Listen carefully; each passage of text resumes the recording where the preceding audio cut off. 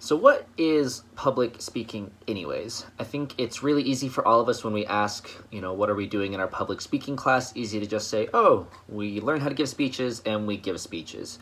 And while that certainly is true, a lot of the reasoning behind that and why we want to teach public speaking is to be able to participate in public discourse and contribute ideas more broadly. So overall, there are 6 broad dimensions of public speaking that are worth knowing about. By communication, we mean the exchange of symbols between people in an effort to understand or influence each other's perception of the world. Public speaking is just one form of communication. There are 6 broad types of communication. There's intrapersonal communication, there's interpersonal communication, group communication, organizational communication, mass communication or media communication, and then finally public communication or public speaking, which has of course been our focus in this public speaking class. All of these forms of communication follow what we call the standard model of communication. I will put together another brief video that runs through all those parts of that model, which I highly encourage you to review as well. Anytime that we are in a public speaking situation, we are not speaking just for the sake of speaking, but we are entering into that situation with a particular outcome in mind. These might be in the form of minor goals, which are going to be small, targeted tasks, so specific parts of a speech. And it might also be related to one single primary goal, which is going to be the one single overarching aim that this speech is trying to accomplish.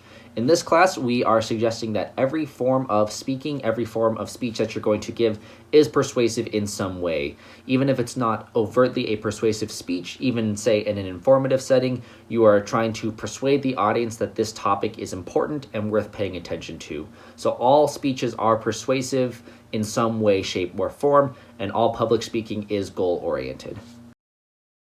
So public speaking might be used in personal settings, so potentially at family events such as weddings. The skills might be useful in a professional setting, so for your work, maybe something that you're going to be doing as part of meetings or anything else that you're going to be doing in your career. And then finally, it has public dimensions. Like we said at the beginning, public speaking is a way for an individual to enter into public discourse, share their ideas, and become a participating member of society.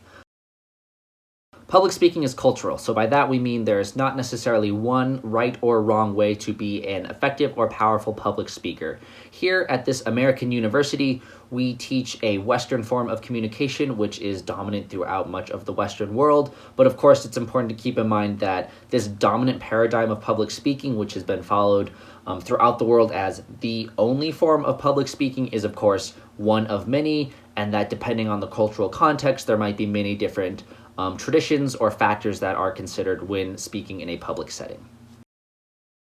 So by freedom of expression, we are referring to the human right to share your ideas and opinions with other people without necessarily having undue interference from either the government or other forms of authority. Here in the United States, we have the First Amendment to the Constitution, which, among other things, protects your right to freedom of speech. That said, it does not necessarily mean that you are allowed to say anything and everything, and there are actually what we call free speech exceptions. Those are a couple of instances where the First Amendment to the United States Constitution actually does not protect certain forms of speech. So the main ones of those are going to be incitement and then defamation. So incitement is any direct advocation for the use of force or violence. And then the other one is defamation, which is any knowingly false claim made in public that can harm the reputation of another person or entity. Those are the 2 main exceptions to freedom of speech in the United States. The notable thing that is missing from there is hate speech. Hate speech is actually protected under the First Amendment to the Constitution, but just because it is technically legally allowed does not mean that ethically hate speech is something that we should be accepting. And on that note, our last dimension of public speaking is that it is a moral and ethical undertaking. Just like we talked about a little bit earlier, in public speaking, we're not just speaking for the sake of speaking. We are purposefully trying to communicate our ideas to achieve a certain goal, and part of that is being mindful of the effects that our words and our speaking might have on other people. So with that, some of the things that a good ethical public speaker should do is reject hate speech, reject demagoguery, and also make sure to reject baseless claims. Make sure that you're making clear, supported arguments and arguing for ethical and moral undertakings. So overall, these 6 things that you really need to know about public speaking is that it's a form of communication, it's goal-oriented, it has many dimensions, it's a cultural, it's a form of free expression, and that it has moral and ethical implications. Public speaking is any way for an individual to engage in public discourse and share ideas with other people in a face-to-face setting.